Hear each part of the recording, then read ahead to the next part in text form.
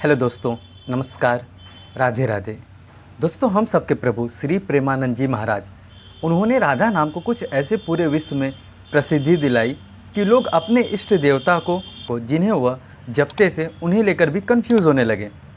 और इसी कन्फ्यूज़न में जब एक आदमी जो कि शिव के नाम की उपासना करता था वह भी कंफ्यूज हो गया, क्योंकि अब उसे राधा राधा जपने की आदत होने लगी थी। और यही कन्फ्यूज़न लेकर जब वह महाराज जी के पास पहुंचा तो महाराज जी ने उसे क्या राय दिया, चलिए देखते हैं।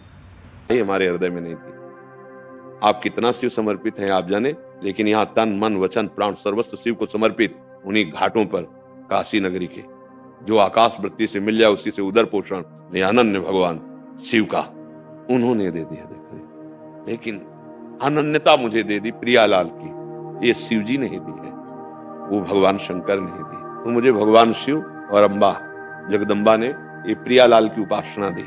बस अब अनन्य भाव से इसे हमारे शिव प्रसन्न, हमारी अम्बा प्रसन्न और हमारे आराध्य देव को प्रसन्न है ही।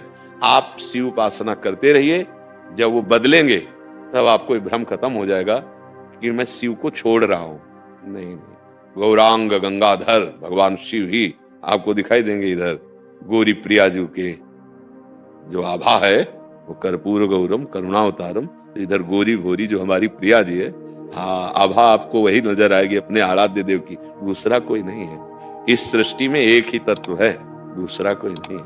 तो अगर आप आराधना भगवान शिव की अनन्य भाव से करें तो वो जब कृपा करते हैं तो यही प्रदान करते हैं। यदि आपको राधा नाम प्रिय लग रहा है तो महादेव जी कृपा कर रहे हैं। उसमें ये नहीं सोच रहा है कि मैं महादेव जी को छोड़ रहा हूं, नहीं नहीं, महादेव जी ही इस रूप में अब मुझे पकड़ रहे हैं, क्योंकि उनके सिवा कोई है नहीं।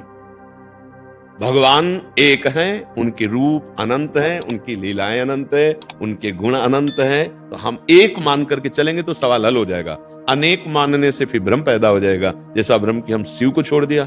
छोड़ ही नहीं सकते। शिव को वो छोड़ने वाली वस्तु है, वो तुम्हारी श्वास में समाये, तुम्हारे हृदय में समाये हुए। हाँ, अब शिव इस रूप में आ गए जो उमा पार्वती के रूप में है, वही श्यामा श्याम के रूप में अब मुझे आकर्षित कर रहे हैं, दूसरा कोई नहीं। ये तो पक्का समझो, तत्व एक है, वो कब कहां कैसे आकर्षित करता है वो जाने। दोस्तों, ऐसे ही कन्फ्यूज़न एक छोटा सा बच्चा भी लेकर पहुंचा था जब उसने कहा था कि महाराज मैं तो राधा राधा नाम नहीं जपता हूँ, बल्कि मैं राम राम जपता हूँ, तो क्या मुझे उस नाम के जाप का फल मिलेगा या नहीं मिलेगा। इस पर प्रेमानंद जी महाराज ने कहा था, ईश्वर तो एक ही है, भले से उसके रूप नाम अलग अलग हो सकते हैं, पर ईश्वर एक ही है। इस प्रकार प्रेमानंद जी महाराज ने दोनों व्यक्तियों के कन्फ्यूज़न को दूर किया। सो दोस्तों, यदि आप प्रेमानंद जी को सुनते हैं और आप भी किसी भी ईश्वर का नाम की जाप करते हैं तो इसमें कंफ्यूज होने की ज़रूरत नहीं है। सारे ईश्वर एक हैं। हाँ, आप अपने जिसे आप मानते हो अपने इष्ट देवता के नाम की जाप कर सकते हो, तो इसमें कंफ्यूज होने की ज़रूरत नहीं है।